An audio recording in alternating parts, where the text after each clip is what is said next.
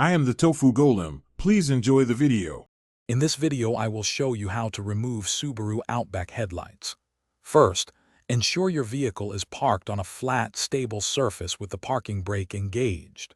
Safety is paramount, so please wear safety glasses and gloves.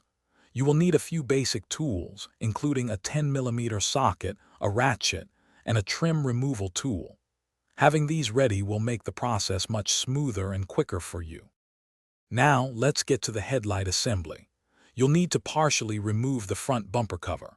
Begin by using your trim tool to remove all the plastic pushpin retainers along the top of the bumper and grille. Next, gently pull the bumper cover from each corner to disengage its locking tabs. If your Outback has fog lights, remember to disconnect their electrical connectors before fully moving the bumper.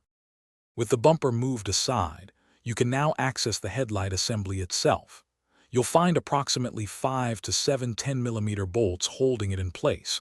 Remove these carefully. Once all bolts are out, gently pull the headlight assembly forward.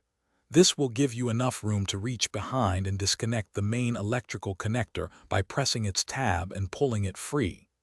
The headlight unit is now ready to be removed. To reinstall, simply reverse the steps. First, connect the electrical harness to your new headlight assembly, ensuring it clicks firmly into place.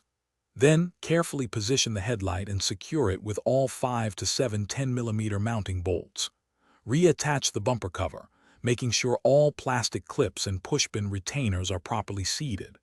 Finally, turn on your vehicle and test both the low and high beam headlights to confirm they are working perfectly. Thanks for watching. Consider subscribing if we helped you today.